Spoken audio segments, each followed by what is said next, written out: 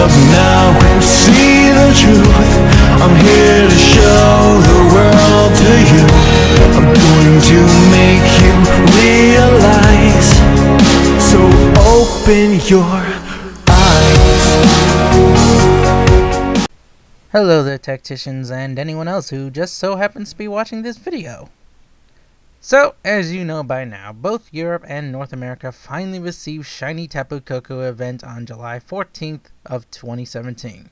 While I was offered many Shiny Tapu Koko over the months prior to this release for NA, the reason why I avoided all of them was because, with the exception to a select few, a vast majority of them were all either hacked or cloned. It was exceptionally hard and very unlikely to find an authentic Shiny Tapu Koko in English, because the only way one would have the Shiny Tapu Koko prior to July 14 was if you got it via a serial code, which was only distributed in Japan and a few other locations in Asia. With this release, though, I noticed a sudden surge in activity among giveaway streams. The reason for this can be found in a newly released Pokemon, Marshadow. However, I was unable to find any authentic giveaways of the Pokemon outside of a distribution in Japan in person for a screening of the Pokemon movie I Choose You. According to my source, Cerebi, the event distribution was for the Japan movie screening, and only on a person-by-person basis. No online distribution, no serial codes, nothing like that with the Shiny Tapu Koko event for EU and NA. And yet, suddenly, out of nowhere, before the movie even has reached NA's or EU shores, there are thousands upon thousands of Marshadows in English being distributed over the GTS and across Wonder Trade.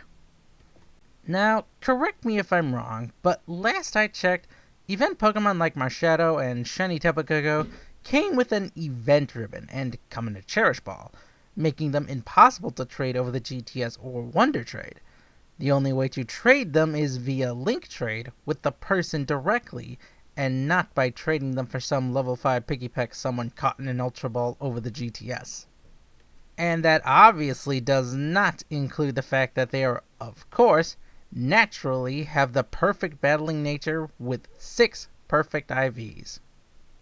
How has it come to this? How has it come to this when people are so desperate for a legendary Pokemon? People feel they are entitled to every single Pokemon out there, that they are willing to go to these giveaway streams to receive these obviously hacked and cloned Pokemon, simply because it hasn't been officially released in their region. Shiny Tapu Koko was first released in March only in Japan via serial code, and not even a full day passed before English versions were suddenly all over the place, all with 6 perfect IVs. That was barely 5 months ago as well, and now with Shiny Tapu Koko now officially released for everyone in EU and NA, hours later, we suddenly have Marshadows all over the GTS, Wonder Trade, with 6 perfect IVs and perfect nature? Marshadow isn't even available fully in Japan, only if you attend the movie. And yet people, hundreds and thousands of miles away, have this Pokemon before even the first native region has finished distributing it? Just how has it come to this? When did this game that originally started out as a game about adventure, mystery, exploring the unknown and meeting new friends, forming bonds, and overcoming odds using our strengths and teamwork, turn into this grab for every new Pokemon that gets released ever? Why do people feel so entitled to having every Pokemon that they are willing to take something that isn't even close to being authentic or genuine? I understand the phrase from the beginning has been, gotta catch 'em all, but have we forgotten what made this game fun for us? Are we so desperate, so needing in our quest for shiny Pokemon, perfect battle-ready Pokemon, unreleased event legendary and mythical Pokemon, even mega stones and Z crystals now, that we would accept obviously hacked creations without care that what we are taking wasn't even created with any true effort? Sure, the EU and NA distribution of shiny Tapu Koko isn't very hard. Just go online, go to Mysteries Gift, get a free shiny legendary. But so many hacked and cloned shiny Tapu Koko are out there in English that nearly everyone who was desperate for one already has a hacked version of it.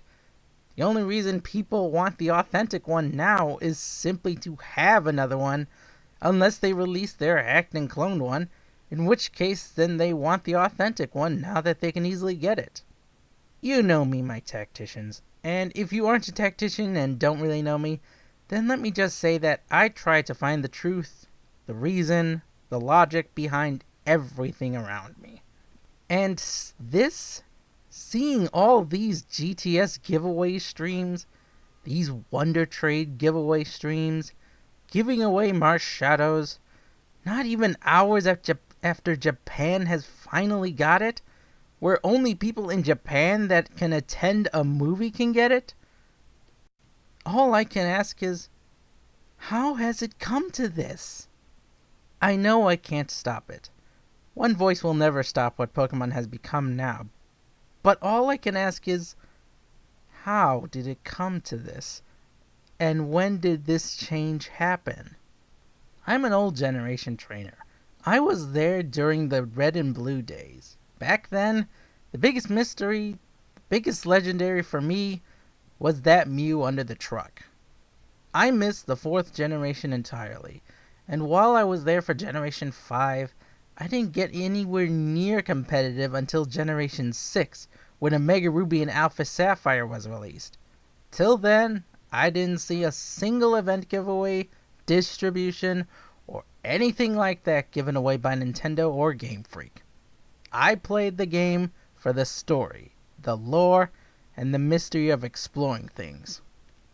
I guess I was stuck inside that sphere of my childhood from the Red and Blue days, so I never really lost that part of me until I challenged my first opponent online in Generation 6. But back then in Generation 1, if anyone had offered me a Mew back then, I would have traded anything for it. But now, if and when I see a Marshadow, all I will think is, does anyone still care about the hearts of Pokemon these days? Or is everyone only interested in having caught them all? Are we, the player base, truly that greedy that we don't care where a Pokemon comes from as long as we can battle with it and add it to our collection of battlers? I don't know. I am only one voice, and no doubt my question will be drowned out. But regardless, I will ask these questions anyway. How did it come to this? When did it come to this? And why did it come to this? I'm Imperator Davius, your fedora-wearing Reshiram. I'll see you all next time. Bye-bye. Your fedora